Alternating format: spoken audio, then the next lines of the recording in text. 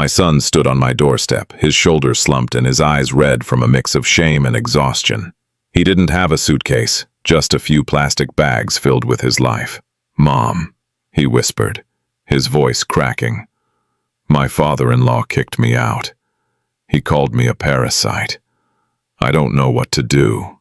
I looked at him, my only child, the boy I had raised alone for 25 years, and I felt a cold, sharp blade of anger twist in my chest. They thought they could humiliate him. They thought he was a nobody with a mother who had nothing. They were wrong. They didn't know that while I lived quietly in this modest house, I was sitting on a fortune they couldn't even imagine. I knew exactly what to do. I was going to make them regret the day they ever looked down on my blood. I am 50 years old. For most people, 50 is a time to start slowing down. But for me, it has been a lifetime of quiet calculation. I lost my husband when my son, Min, was only 5 years old. Since then, it has been just the two of us. I worked 3 jobs, I skipped meals, and I invested every spare penny into land and stocks that everyone else thought were worthless. By the time Min graduated from college, I was wealthy beyond his wildest dreams, but I never told him. I wanted him to be a man who valued hard work, not an inheritance. I wanted him to find a woman who loved him for his heart, not his bank account. When Min met Lan, I thought he had found that person. Lan was beautiful and seemingly kind, but her family was different. Her father, Mr. Vin, was a man obsessed with status. He owned a successful construction company and lived in a villa that screamed nouveau riche. When Min and Lan decided to get married, Mr. Vin made a demand that broke my heart, but one I accepted for my son's happiness. He insisted that Min move into their villa to live as a metrolocal son-in-law. In our culture, this is often looked down upon, a sign that the man cannot provide for his wife. But Min loved Lan, and he wanted to stay close to her family's business to prove his worth. "Mom, I'll be fine," Min had told me back then. "I'll live there, so we can save money, and I'll come to visit you every weekend. You won't be lonely." I smiled and tucked a lock of hair behind his ear, hiding the sadness in my eyes. I moved back into our old, small house, living a simple life, while my son moved into a palace where he was treated like a servant. For 2 years, I lived in silence. I ate my meals alone, the house feeling twice as large and 10 times as cold without his laughter. I watched from afar as he worked late nights for his father-in-law's company, taking the jobs no one else wanted, all to earn a seat at a table that was never truly his. I heard the rumors. I heard how Mr. Vin would brag to his friends about his charity case son-in-law. I heard how Lan's mother would mock Min's clothes and my poverty behind his back. Min never complained. He would come home to me on Sundays looking thinner and more tired each time, telling me everything was fine. But I saw the way his hands shook. I saw the way he looked at his shoes when I asked about his father-in-law. The breaking point came yesterday. It was Mr. Vin's 60th birthday party, a grand affair with hundreds of guests, business moguls, and local politicians. Min had spent weeks organizing the event, running errands, and ensuring every detail was perfect. He even used his small savings to buy Mr. Vin a vintage watch, a gift that cost him months of salary. But at the climax of the party, in front of everyone, Mr. Vin didn't thank him. Instead, he dropped the watch onto the floor as if it were trash. He told Min that a beggar's gift had no place in his house. He told him that he was tired of feeding a man who brought nothing to the family, but a peasant's lineage. "Get out!" Mr. Vin had roared, the sound echoing through the ballroom. "Take your cheap gifts and your pathetic pride and go back to that shack your mother lives in. My daughter deserves a king, not a leech." Lan stood there. She didn't defend him. She didn't say a word as her husband was humiliated in front of the elite of the city. She simply turned her back and took a sip of champagne. Now as I hold my son in our small kitchen, I feel the fire of 1,000 suns burning inside me. They think they are the lions and we are the prey. They think money is the only language that matters. Fine, I will speak their language and I will speak it louder than they ever could. I reached into my cabinet and pulled out a dusty leather folder. Inside were the deeds to the very land Mr. Vin's office sat on, and the majority shares of the bank that held his company's massive debts. "Min," I said, wiping the tears from his face. My voice as cold as ice. "Go take a shower and rest. Tomorrow the world is going to change. They called you a parasite? By the end of this week, they will be begging for the crumbs from your table." Min looked at me with confusion, his eyes searching mine for any sign of a joke. But there was no humor in my expression, only a cold, calculated resolve. He didn't ask questions. He was too broken to care about the details of my secret. He just nodded and retreated to his old room, the room I had kept exactly as it was when he left, waiting for the day he might realize that the world outside wasn't as kind as he hoped. After the door clicked shut, I sat in the dark for a long time. I wasn't just a mother anymore. I was a player who had been holding the winning cards for 20 years, and it was finally time to lay them on the table. I picked up my old battered phone and scrolled through a contact list that hadn't been touched in years. I found the name, Mr. Huang. He was the CEO of the city's largest private equity firm, a man who managed the portfolios of the ultra-wealthy. More importantly, he was the man who managed mine. I pressed call. Despite it being nearly midnight, he answered on the second ring. "Madam?" His voice was filled with disbelief. "Is that really you? We haven't heard from you since the land acquisition in the South District." "It's me, Huang," I said, my voice cutting through the silence of the kitchen. "I need a full audit of VinFat Construction. I know they have 3 major loans maturing this month with the regional bank. Who owns the debt?" There was a brief pause, the sound of typing in the background. "Actually, madam, through your holding company, you recently acquired a 40% stake in that bank's parent group. Technically, you are their primary creditor. And regarding their latest luxury villa project, the land title is still under the Golden Lotus subsidiary, which, as you know, belongs entirely to you." A slow smile spread across my face. It was better than I thought. Mr. Vin had built his empire on a house of cards, using debt to fund his vanity. He had been so busy looking down on my son that he never bothered to look up at who actually owned the ground he was standing on. "Good," I replied. "I want to freeze on all their credit lines by 9 a.m. tomorrow, and prepare a formal eviction notice for the commercial headquarters. I'm taking my building back." "Understood, madam. And what about your son, Master Min?" "He's coming with me tomorrow. Prepare the executive suite. It's time he learns how to run a kingdom." The next morning, I woke Min up early. I had a tailor arrive at 7 a.m. with 3 custom-made suits: black, charcoal, and navy. These weren't the cheap off-the-rack suits he wore to please his father-in-law. These were silk-lined masterpieces. Min looked at the tailor, then at the black Mercedes Maybach idling in our narrow alleyway, and finally at me. "Mom, what is happening? Who are these people?" "Min," I said, straightening his tie. "For years I let you believe we were poor because I wanted you to have a good heart. You found that heart and you used it to love a family that didn't deserve you. But being good doesn't mean being a doormat. Today, you aren't the son-in-law who got kicked out. Today you are the man who decides if they even get to keep their shoes." We climbed into the back of the car. As we drove through the city, I watched Min's face. He was staring at the window, watching the familiar streets go by. But everything looked different from the leather seat of a car that cost more than Mr. Vin's entire fleet. We pulled up to the skyscraper that housed VinFat Construction. It was a glass and steel monument to Mr. Vin's ego. As we stepped out, the security guards, who knew Min as the guy who used to bring them coffee and get yelled at, started to snicker. One of them, a man named Kwong, who had always been particularly cruel, stepped forward. "Hey, Min, forget something, or did you come back to beg for your old job as a janitor? Your father-in-law said if we see you, we should throw you out like the trash you are." Min flinched. his old habits of submission kicking in. But I didn't flinch. I walked right up to the guard, my simple clothes contrasting sharply with the aura of power I was projecting. I didn't say a word. I simply held up a black titanium card with a gold seal.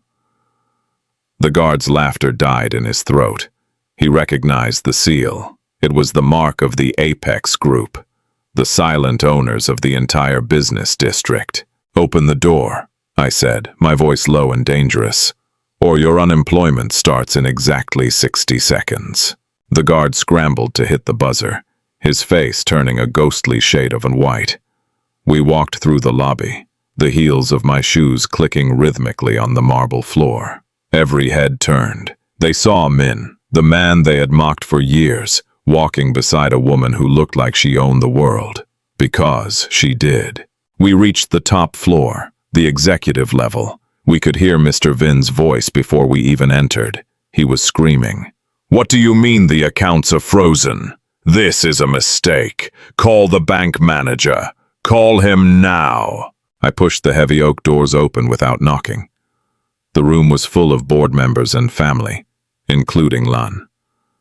She was sitting in a chair, looking stressed, her expensive makeup smudged. When she saw us, she jumped up, her face twisting into a sneer. "You! How did you get past security?" she shrieked. "Min, I told you it's over. Get your pathetic mother out of here before I call the police. You're embarrassing yourself." Mr. Vin turned around, his face purple with rage. "You dare show your face here after what I said? I told you, you are a parasite. You have nothing. You are nothing." I walked to the center of the conference table and threw the leather folder onto the mahogany surface. The sound was like a gunshot. "Actually, Vin," I said, using his first name for the first time, "you're the one with nothing. Take a look at the third page. It's the foreclosure notice for this very building. And the fourth page? That's the transfer of majority shares to my son. You aren't the boss anymore. You're just a tenant who is 3 months behind on his respect." The room fell into a deafening silence. Mr. Vin's hand trembled as he reached for the folder, his eyes darting between me and the documents. He flipped through the pages, his breathing becoming shallow and ragged.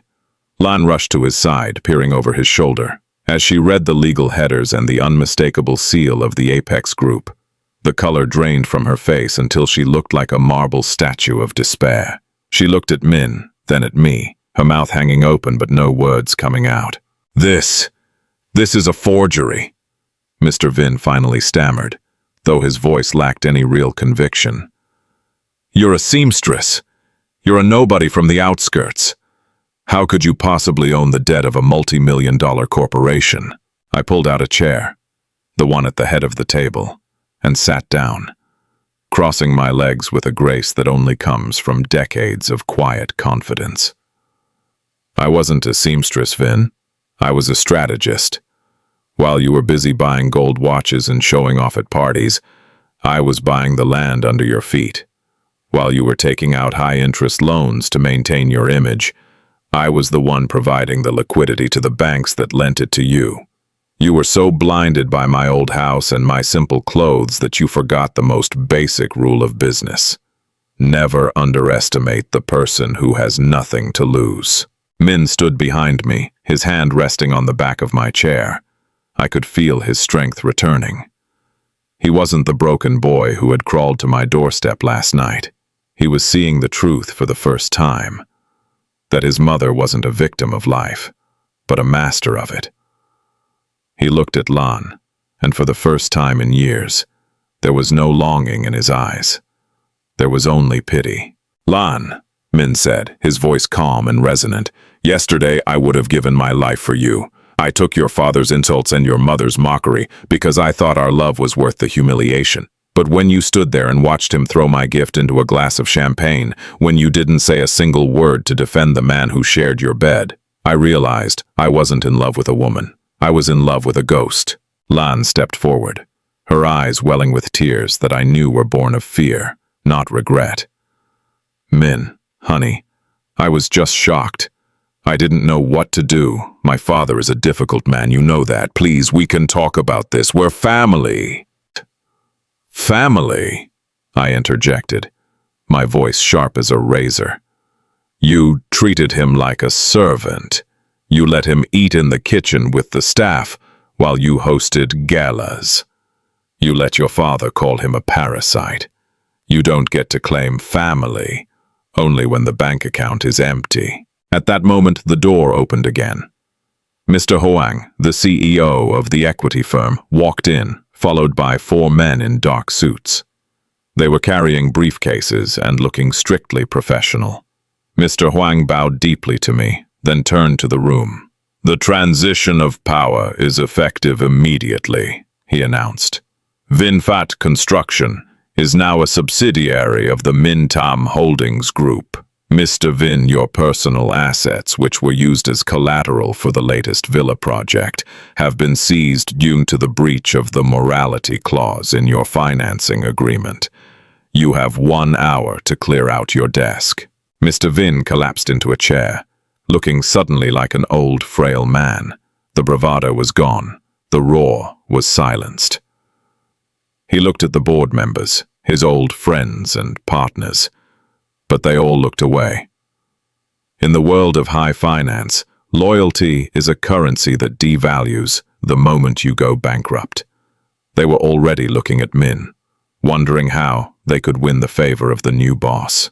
What about the house? Lan's mother, who had been quiet in the corner, suddenly shrieked, "You can't take our home! Where are we supposed to go?" I looked at her, remembering how she used to send me pictures of her designer bags, just to make me feel small. The villa is also part of the collateral, I said coldly. However, I'm not a monster. I've arranged for a small apartment in the same district where I live. It's humble, it's quiet, and it's exactly what you deserve. You wanted Min to know his place. Well, now you're going to learn yours. The boardroom began to buzz with the sounds of lawyers exchanging documents. I signaled to Min to take the lead. He walked over to the window, looking out over the city he had once felt so small in. He turned back to the room, his face set in a mask of professional coldness. "Gentlemen," Min addressed the board, "the audit begins now. Anyone who has been complicit in the misappropriation of funds or the mistreatment of staff under the previous regime will be dealt with. To the rest of you, work continues as usual. But under a new philosophy, we build with integrity or we don't build at all." As the board members scrambled to introduce themselves to Min, I walked over to Mr. Vin. He didn't even look up. "You called my son a leech," I whispered so only he could hear. "But a leech is someone who takes without giving. My son gave you his youth, his effort, and his respect. You're the one who took it all and gave nothing back. Who's the parasite now?" I walked out of the room, leaving the chaos behind. I knew Min could handle the rest. He had the blood of a lion in him, even if it had been dormant for a while. I went down to the lobby and stepped out into the sunlight. For the first time in 20 years, the weight on my shoulders was gone. I had protected my son. I had finished the job. But as I watched the Maybach wait for Min, I realized that the lesson I had planned was only just beginning. There were still people who needed to see exactly how far a mother would go for her child. Min remained in the boardroom to finalize the immediate takeover, while I waited in the VIP lounge downstairs. I watched through the glass walls as the news began to ripple through the building. You could see it in the faces of the employees. The shock, the frantic whispering, and the sudden frantic straightening of ties as they realized the servant was now the master. But my work wasn't done. A financial takeover is a clean, clinical thing. True justice, the kind that stains the soul of the oppressor, requires a more personal touch. I pulled out my phone and made a second call. This one was to a prominent lifestyle journalist I had quietly funded for years. "Hello, Han. I have a story for you. It's about the fall of the Vinfat dynasty and the rise of a new era. I'll give you exclusive access to the audit results, the real ones. The ones showing the unpaid contractors, the cut corners, and the hidden debts. But I want the headline to focus on one thing: the price of arrogance. By the time I hung up, Lan was standing in the doorway of the lounge. She looked disheveled, her expensive silk blouse wrinkled, and her eyes puffy. She didn't look like a socialite anymore. She looked like a girl who had just realized the world didn't owe her a living. She walked toward me, her steps hesitant. "Mom, please," she started, her voice trembling. "I know I made mistakes. I know I didn't stand up for men the way I should have, but we were happy once. Can't you tell him to stop? If he takes everything, my father will lose his mind. He has heart problems. This will kill him." I looked at her, and for a moment I saw the young woman Min had fallen in love with. But then I remembered the video from the party. The way she laughed when her father dropped the watch. I remembered the nights Min came home to me with bruises on his spirit that no medicine could heal. "Lan," I said, my voice devoid of emotion, "you aren't worried about your father's heart. You're worried about your inheritance. You're worried about the fact that tomorrow, people will look at you with the same pity you used to reserve for the poor.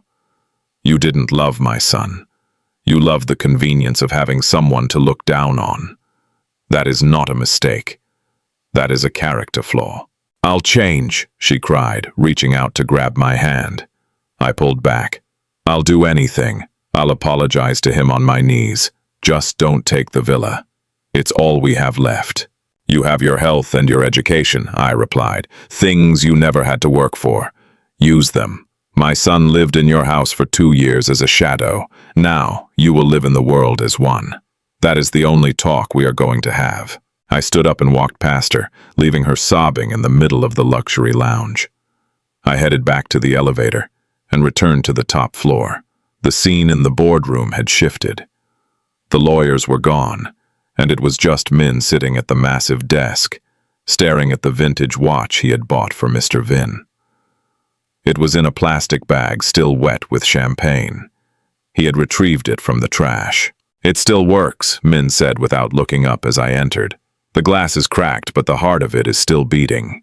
"Just like you, my son," I said, walking over to stand beside him. "Sa Kunbi."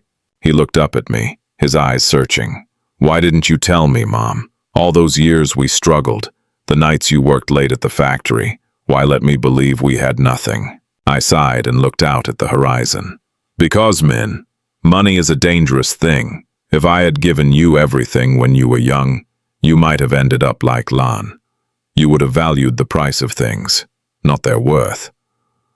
I wanted you to know what it felt like to build something from your own sweat. I wanted you to have a soul that couldn't be bought. And you do, even after everything they did. You're still sitting here thinking about that watch instead of the billions you just inherited." Min stood up and hugged me. It was the first time in years he felt truly at peace. But then his phone buzzed.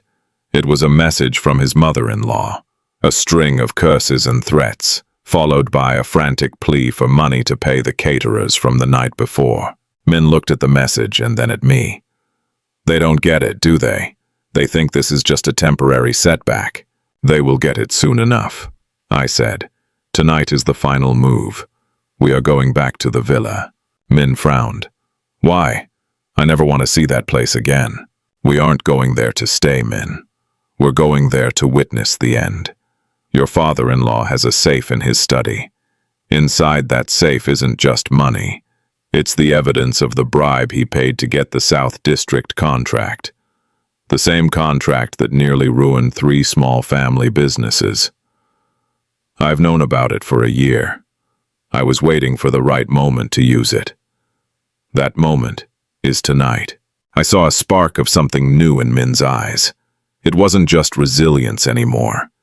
It was the fire of a leader who understood that sometimes, to protect the innocent, you have to dismantle the guilty entirely. "Then let's go, Mom," he said, straightening his jacket.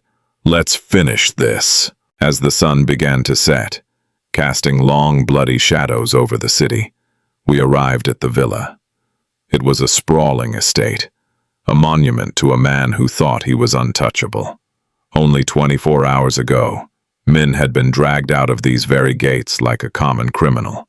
Now the heavy iron gates swung open the moment the guards saw our car.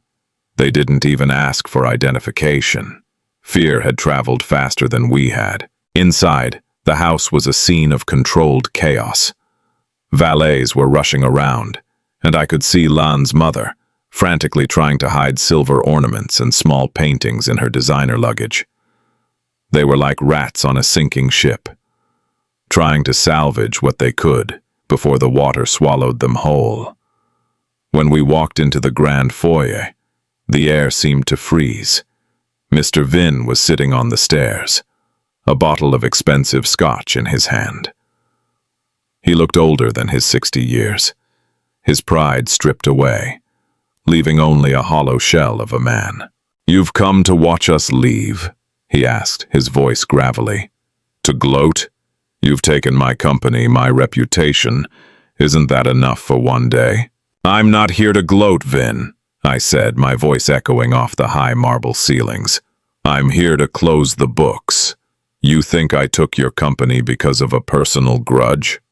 Number one, I took it because you were destroying it. You were built on corruption, and my son was the only thing keeping your reputation afloat with his hard work." I signaled to Min, who walked toward the study. Mr. Vin stood up, dropping the bottle. It shattered on the floor, the smell of alcohol filling the room. "You can't go in there! That's my private office!" "Not anymore," Min said, his voice firm. "This house is now an asset of the holding group. Everything in it belongs to the creditors. And as the primary creditor, I have the right to inspect the premises." Min didn't wait for an answer. He walked into the study and I followed, leaving Mr. Vin stumbling behind us. The safe was hidden behind a portrait of Mr. Vin himself, a painting that depicted him as a conquering hero. It was almost poetic. Min didn't know the code, but I did. I had hired the man who installed this safe 3 years ago. I walked up and punched in the numbers, 0512. It was the date of his daughter's birthday, the only thing he truly cared about besides himself. The heavy door clicked and swung open. Inside were stacks of cash, but that wasn't what we were looking for. At the very back was a blue ledger. I pulled it out and handed it to Min. He flipped through the pages, his face turning pale. It was all there. The names of the officials he had bribed, the amounts, the dates, and the specific contracts that had been rigged. "This is enough to put him away for 20 years, Min whispered. At that moment, Lan appeared in the doorway. She saw the ledger in Min's hand and realized what it meant. She didn't cry this time. She didn't beg. She looked at her father with a mixture of horror and realization. She had lived a life of luxury funded by the misery of others, and now the bill was finally due. "Min," she said, her voice small, "if you turn that in, my father will die in prison. Please, for the sake of what we had." Min looked at her, then at the ledger, then at me. This was the true test. I wanted to see if his heart was still too soft, or if he had learned the weight of justice. He looked at the painting of Mr. Vin, then back at the woman who had stood by, and watched him be destroyed. "Lan," Min said, his voice surprisingly gentle. "You asked me to think about what we had. What we had was a lie. You were happy to live on this money when it bought you diamonds. You didn't care where it came from, as long as the tap was open. Turning this in isn't about revenge. It's about the people who lost their businesses because of your father's greed. It's about the workers who weren't paid while you were shopping in Paris." Min turned to me. "Mom, call the authorities. Tell them we have the South District evidence." Mr. Vin let out a low, broken moan and collapsed into his leather chair. He knew it was over. There was no way out this time. No amount of money could buy back the time he was about to lose. I felt a sense of finality. The parasite had just cleaned the house. As we walked out of the villa for the last time, the flashing lights of the police cars were already visible in the distance. The neighbors were peeking through their curtains, watching the fall of the house of Vin. I looked at Min. He looked taller, his gaze fixed on the horizon. "What now, Mom?" he asked as we reached the car. "Now," I said, "we go home. Tomorrow you start your first day as the chairman. And I think I'll go back to my garden. I have some orchids that need tending." But as the car pulled away, I knew our lives would never be the same. The secret was out. The battle was won. But the legacy of what we had done would ripple through the city for years to come. I had taught them a lesson they would never forget. But in the process, I had also set my son free. The sirens faded into the distance as we drove away from the villa, leaving the wreckage of Mr. Vin's ego behind. Min sat in the back of the Maybach, the blue ledger resting on his lap like a heavy stone. He didn't look back once. I watched him from the corner of my eye, noticing how the soft lines of his face had sharpened in the span of a single day. He was no longer the boy who allowed himself to be pushed into the mud. He was a man who had finally realized that his kindness was a gift, not a weakness. "Are you okay, Min?" I asked softly, reaching out to cover his hand with mine. He looked at me and gave a small, weary smile. "I'm tired, Mom. But for the first time in 2 years, I don't feel like I'm suffocating. I kept waiting for them to love me, to see my worth. I didn't realize that by waiting for their approval, I was giving them the power to destroy me. The hardest lesson to learn is that some people will only love you as long as you fit into the box they've built for you," I replied. "The moment you outgrow that box, they see you as a threat. Mr. Vin didn't hate you because you were poor, Min. He hated you because he knew deep down that you were a better man than he could ever be. He had to crush you to feel tall." We returned to our small house in the alley. It felt different now. The humble walls that once felt like a cage to my son now felt like a sanctuary. I went to the kitchen and began to brew a pot of tea, the familiar scent of jasmine filling the air. This was where I belonged, in the quiet moments, in the shadows where real power resides. But for Min, the quiet was over. His phone began to ring incessantly. It was the board members, the journalists, and even some of Lan's distant relatives, all trying to get a piece of the new king. He looked at the screen and then turned the phone off. "Not tonight," he said. "Tonight, I just want to be your son." We sat in silence, sipping tea, as the city outside began to buzz with the scandal of the century. By midnight, the news of Mr. Vin's arrest and the hostile takeover of VinFat Construction by the Apex Group had hit every major news outlet. The anonymous source I had contacted had done her job well. The headlines weren't just about money. They were about the moral bankruptcy of the Vin family.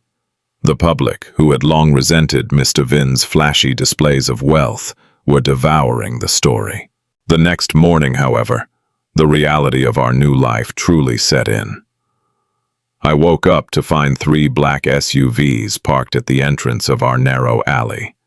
Men in suits were standing guard, ensuring that no paparazzi could get close to our door. Min was already up, dressed in the navy suit from the day before. He was standing in our small garden, looking at the orchids I had mentioned. "They're beautiful, Mom," he said as I approached. "I never really noticed how much care you put into them. They require patience, Min, just like people. You can't force them to bloom. You just have to give them the right environment and wait." He nodded, his mind already moving toward the challenges of the day. "I have a meeting at 9 a.m. with the creditors. If I'm going to save the company and the jobs of the 300 people who work there, I have to prove that the parasite knows how to lead." "You don't have to prove anything to them," I reminded him. "You own the company. You are the one doing them a favor by keeping it afloat. Remember that when you walk into that room. You aren't asking for permission anymore. You are giving orders." As he prepared to leave, a familiar car pulled up behind the security detail. It was a modest sedan, and out stepped Lan. She wasn't wearing her diamonds or her designer silk today. She was wearing a simple dress, her hair pulled back and her face devoid of makeup. She looked like the girl Min had met in college. the version of her he had actually loved. The guards moved to block her, but Min signaled for them to step aside. She walked up to him, her eyes red and swollen. "Min, I'm not here to ask for money," she said, her voice barely a whisper. "I'm here to return this." She held out her hand. In her palm was the vintage watch Min had bought for her father, the one Mr. Vin had dropped in the champagne. She must have gone back to the villa and fished it out of the trash before the police sealed the property. Min looked at the watch, then at her. "Why, Lan?" "Because it never belonged to him," she said, a tear rolling down her cheek. "It belonged to the man I should have been brave enough to love.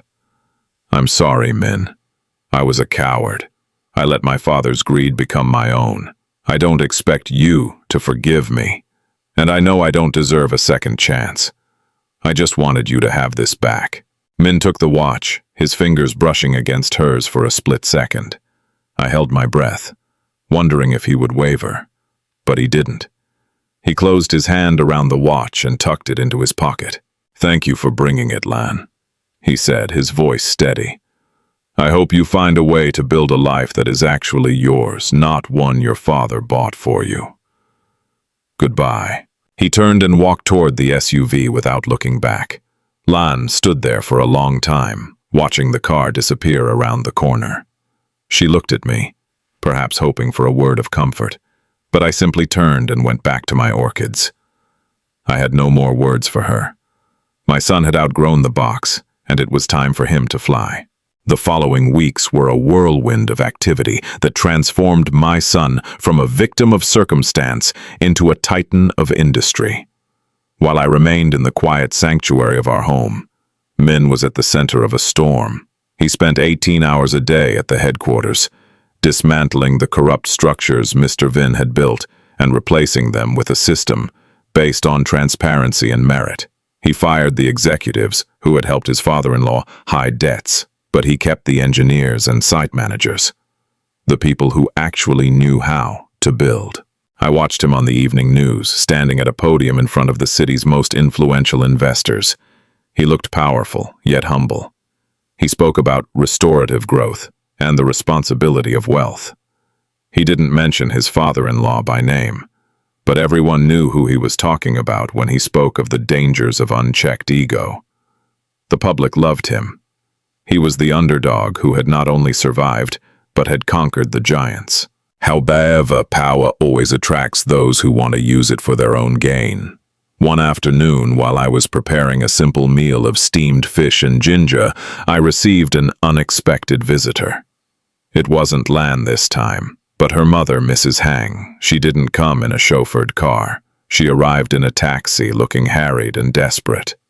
The security guards at the end of the alley let her through after I gave them the signal. She entered my house, her eyes darting around the small living room, with a mixture of disdain and envy. She had spent decades mocking this very house, calling it a shack and a pit of poverty. Now, she was standing in it, begging for an audience. "You've done quite well for yourself, haven't you?" she said, her voice tight.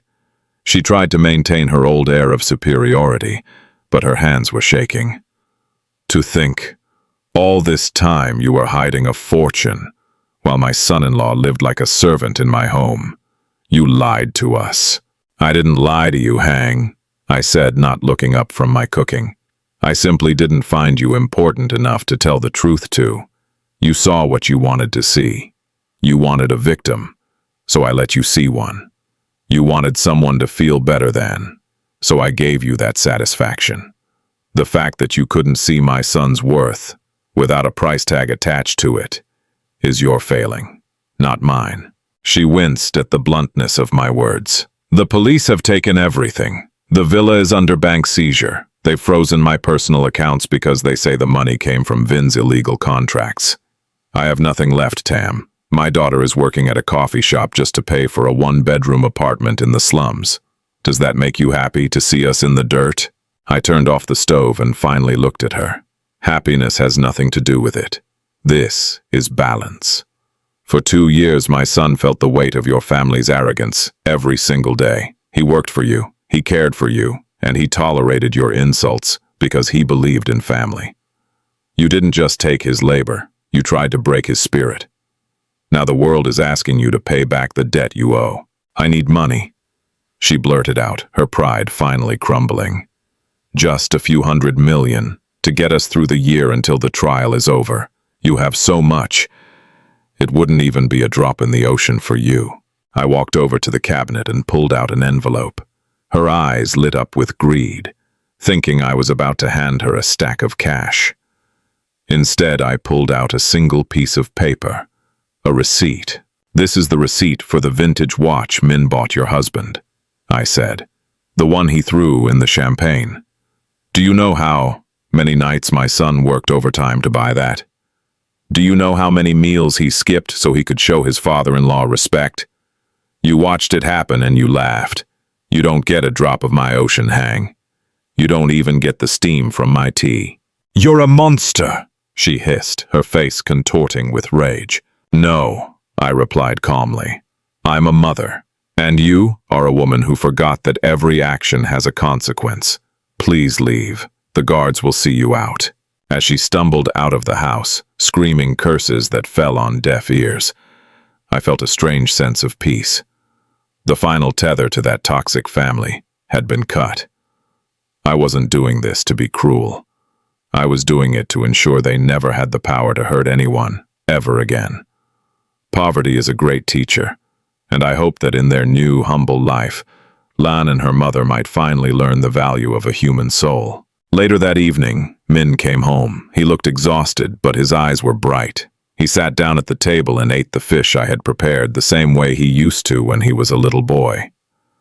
We didn't talk about the business or the lawsuits or the money. We talked about the garden, the weather, and the old neighbors who were asking about him. Mom, he said after a while, I've decided to turn the villa into a community center for underprivileged youth. A place where they can learn trade skills and financial literacy. I don't want that house to be a symbol of greed anymore. I want it to be a place where people like me, people with nothing but a dream, can find a way up. I smiled, my heart swelling with pride. That is a beautiful idea, Min. Your father would have been so proud of the man you've become. He reached across the table and squeezed my hand. I'm the man I am because of you, Mom. You showed me that real power isn't about how much you have, but how much you can endure without losing yourself. We sat there in our small, quiet house, two people who held the keys to a kingdom, but who chose to stay exactly where their journey began. The lesson was complete, but the story of the parasite who became a king was only just beginning to be written in the hearts of the people. As the months passed, the city began to heal from the scandal of the Vin Phat collapse, and Min's new community center, built on the grounds of the former villa, became a beacon of hope. I continued to live my quiet life, but I found myself becoming a silent advisor to my son. He would come home twice a week, bringing files and blueprints, seeking the perspective of a woman who had seen the world from the bottom and the top. He was no longer the son-in-law who was kicked out. He was the chairman, the philanthropist, and most importantly, a man who walked with his head held high. However, a new challenge arose that we didn't expect. Mr. Vin's trial was approaching, and the legal team for the defense was getting desperate. They knew the blue ledger was the nail in their coffin, so they began to target the only thing they thought was vulnerable. My son's reputation. Rumors started to circulate in the tabloids. Vicious lies suggesting that Min had orchestrated the takeover from the beginning, that he had seduced Lan just to get close to the family's secrets, and that I was a criminal mastermind who had made my fortune through illicit means. Min was furious. They can attack me all they want, Mom, but I won't let them drag your name through the mud. You've spent your whole life being honest and working hard. I'll hire the best PR firm in the country to shut them down. I put a hand on his arm to calm him. Min, let them talk. Lies are like shadows. They only exist when there's a light shining somewhere else. If you fight them with noise, you only give them more attention. We fight them with the truth, but we do it on our own terms. I knew that the defense was being funded by a few of Mr. Veen's old shadow partners, men who had profited from his corruption and were afraid they would be next. They were the ones pulling the strings of the tabloid journalists. I decided it was time for me to step out of the shadows one last time. I didn't go to the newspapers or the TV stations. Instead, I invited the wives and mothers of those shadow partners to a private tea at a charity gala I was sponsoring.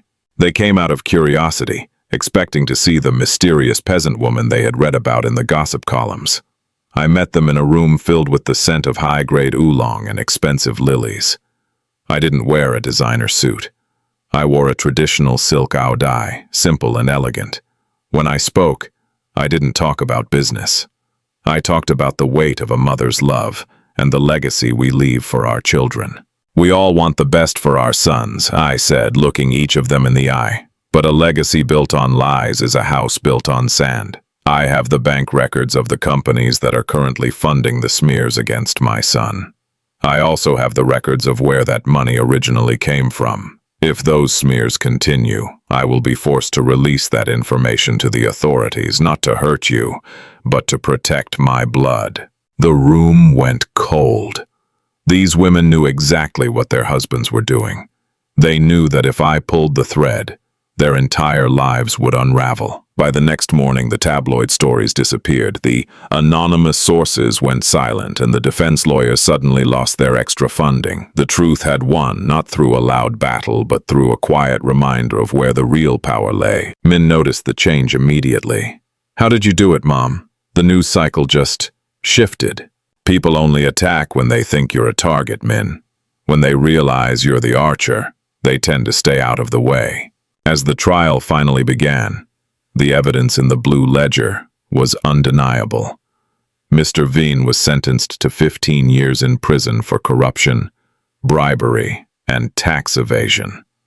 His wife was given a suspended sentence for her involvement in money laundering. Lan, however, was not charged. She had been a bystander, someone who enjoyed the fruits of the crime, but didn't plant the seeds. On the day the verdict was announced, I found Lan waiting for me at the gates of the courthouse. She looked older, her face etched with the reality of her new life. She didn't look like a princess anymore. She looked like a woman who was finally awake. "I just wanted to say thank you," she whispered as I walked toward my car. I stopped and looked at her. "For what?" "For not destroying me along with them. I know you could have. I know you had enough evidence to put me away too. Why didn't you?" "Because my son loved you once," I said. "And I don't destroy the things my son once found beautiful. I only remove the rot. What you do with your life now is up to you, Lan. You are no longer under your father's shadow. Don't waste your freedom." She nodded, tears streaming down her face, and walked away. I watched her go, feeling the last bit of resentment leave my heart. I had protected my son. I had taught a lesson to the arrogant, and I had maintained my integrity. The parasite story was dead. In its place was a story of a mother who knew that the greatest wealth isn't what you keep in a safe, but what you cultivate in the hearts of those you love. With the trial over and the dust finally settling, the world around us began to feel different. My son was no longer just a wealthy man. He was a respected figure in the community. The narrative of the parasite had been completely erased, replaced by the story of a visionary leader who rebuilt a fallen empire with honor.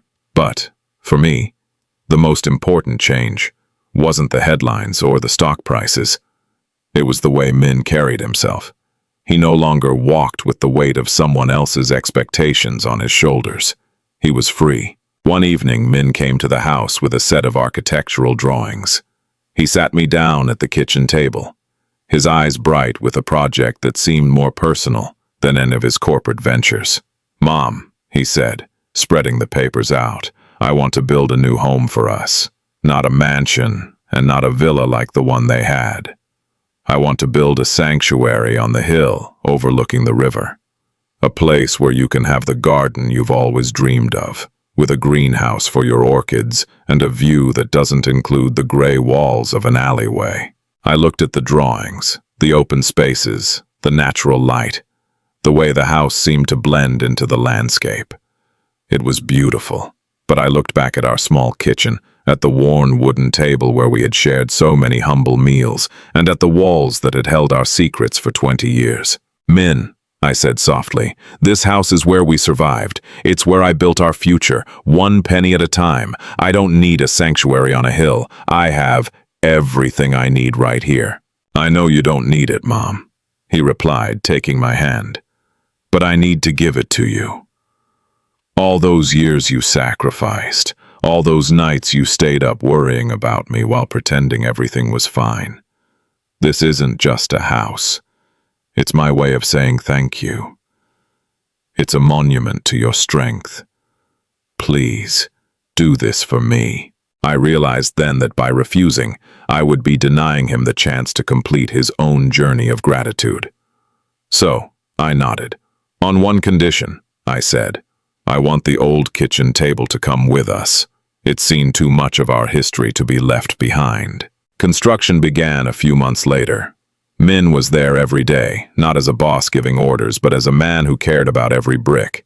While he worked on the house, he also continued to transform the industry. He established a foundation that provided scholarships for children of single mothers, ensuring that other boys wouldn't have to wait until they were 25 to find their footing. He was becoming the man I always knew he could be, a man of substance. However, life has a way of bringing things full circle. As the new house was nearing completion, I received a letter in the mail.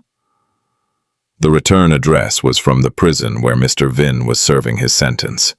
I opened it with a steady hand. It wasn't a long letter. There were no threats, no anger, only a single paragraph written in shaky, broken handwriting. "Tam, I spent my life building walls to keep people out and towers to look down on them. Now, I am inside walls I cannot leave, and the only view I have is of my own failures. You were right. I was the parasite. I fed on the labor of others and called it success. I don't ask for forgiveness, for I know I don't deserve it. I only ask that you tell Min I am glad he is the one who took over. He has the heart I was too small to have." I didn't show the letter to Min right away. I tucked it into the leather folder where I kept our most important documents. It was the final piece of the puzzle, the admission of defeat from a man who had tried to play God with people's lives.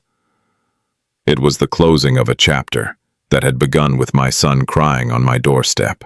As the moving day approached, I took one last walk through our old neighborhood. I visited the market where the ladies used to gossip about my poor son. I walked past the shop where I used to buy my sewing supplies. No one treated me differently. They still saw me as the quiet woman in the simple clothes. They didn't know I was the majority shareholder of the bank they used, or that the new community center was funded by my family, and that was exactly how I wanted it. Real power doesn't need to scream. It only needs to exist. The night before we moved, Min and I sat on the back porch of the old house.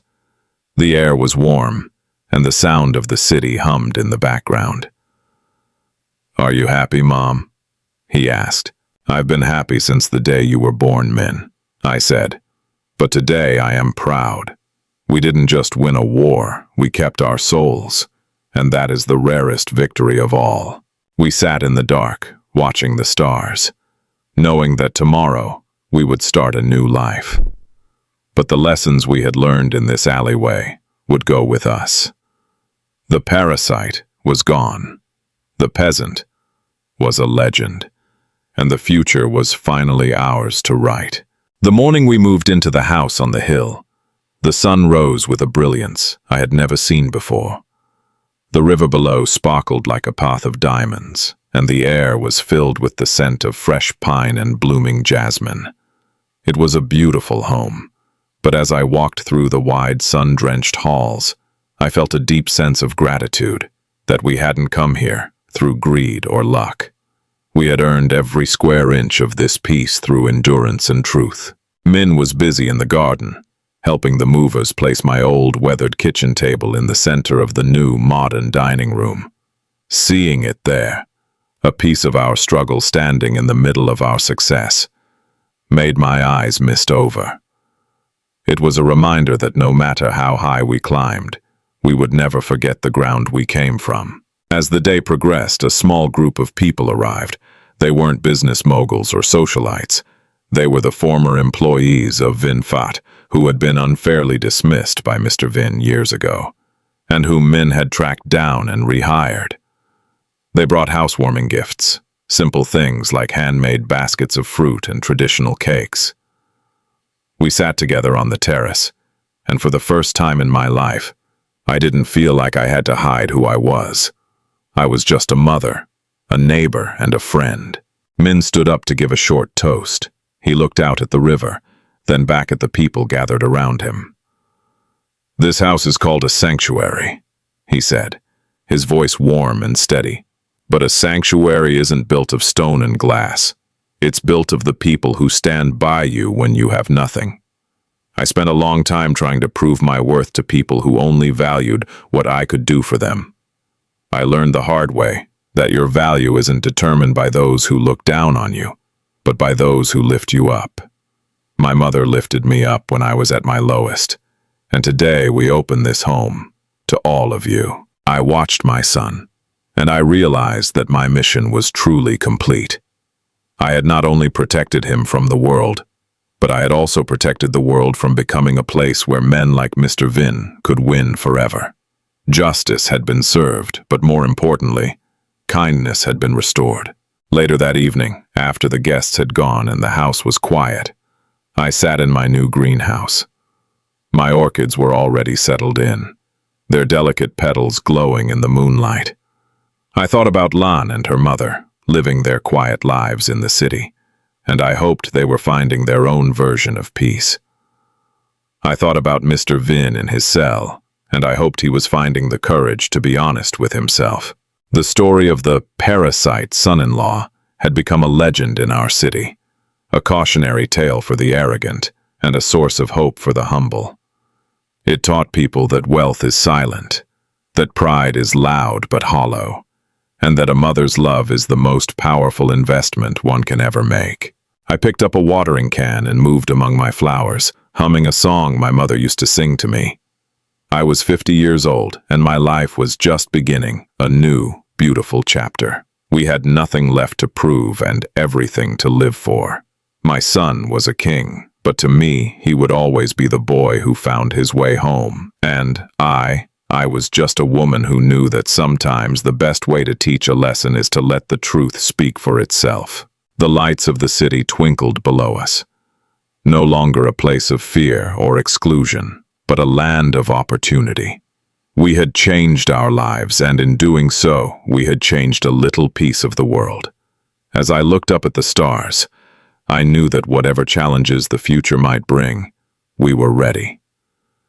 Because we knew who we were, and we knew the value of the journey we had taken together. Thank you for following this journey of resilience and justice. Stories like these remind us that even in the face of deep arrogance, the truth eventually finds its way to the light. If you enjoyed this story and want to hear more tales of hidden power, life lessons, and triumph over adversity, please consider subscribing to the channel. Don't forget to hit the notification bell so you never miss an update. Your support helps us bring more meaningful stories to life. See you in the next video.